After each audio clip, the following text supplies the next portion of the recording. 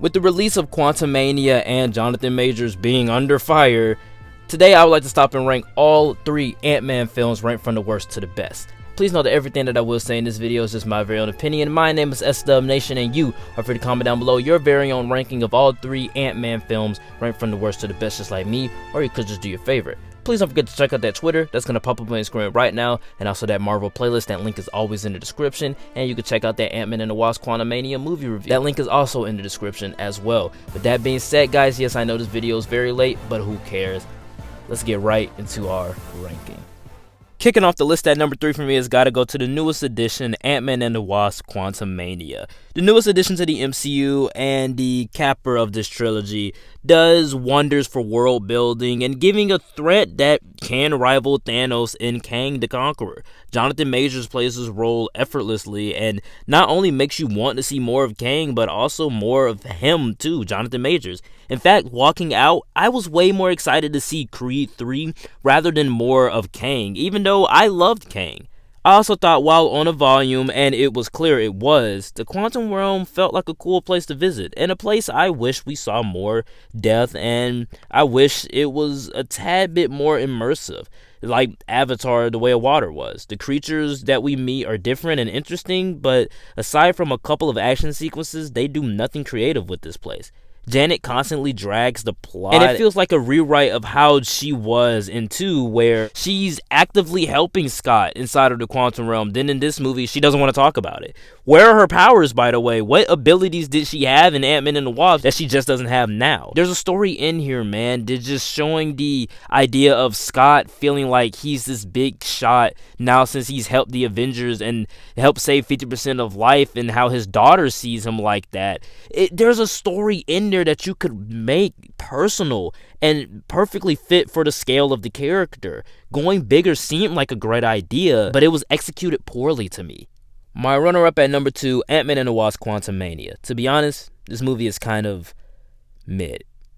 It's bland. It's just bland, and it's just like Quantumania. Forgettable. This movie came out right after Avengers Infinity War, though, so to some, including me, it could feel a little bit anticlimactic. Some of the jokes don't really land, and it feels like the stakes are barely even present. With that being said, I gotta say, the MacGuffin plot is fun as hell. Seeing the lab as a football and there are multiple parties going after it, and the screen time of Wasp is always welcome. If anything, this film has everything the third film needed. They even upped the ante with a lighter tone. I just wouldn't want to rewatch it every now and then.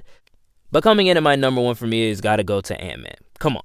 This movie remains undefeated as my favorite Ant-Man film. I love this movie, and my feelings won't change on that. Paul Rudd is charismatic in the role, and Michael Douglas brings some gravitas to Hank Pym. I frankly love the idea of Scott being the mentee and Hank being the mentor. Definitely, this is the smallest film in the MCU, pun intended. It's such a creative idea to make this a heist film, and it's so entertaining in the end. The jokes are actually funny, something Quantumania and 2 was missing. I also love the emphasis on Scott just wanting to be with his daughter, which naturally lowers the stakes, and that's why we enjoy this franchise. The Ant-Man films were always about family and just saving your home. I mean, the final battle happens in a child's bedroom on a train set. It's that special creative use of his powers that makes this movie fun, and that's something that the Quantumania and Ant-Man and the Wasp were missing in a bit. But also that balancing of tones ranging from heartfelt to funny was something that Quantumania just was missing. This is why the first Ant-Man movie has to come in at number 1. Alright guys, that is it for the ranking. Please know that everything that I did say in this video was just my very own opinion. My list was certainly not the right list, it was just my list, and you are free to comment down below your very own ranking of all 3 Ant-Man films ranked from the worst to the best, just like me, or you could just do your favorite. Please don't forget to check out that Twitter, that's going to pop up on your screen right now, and also that Marvel playlist, that link is always in the description, and the Ant-Man and the Wasp Quantumania movie review is in the description as well. Yes, this video is very late, but who cares? I'm making a multitude of videos at this point. And with all of that being said, like, comment, and subscribe, and I will see you all next time. Peace.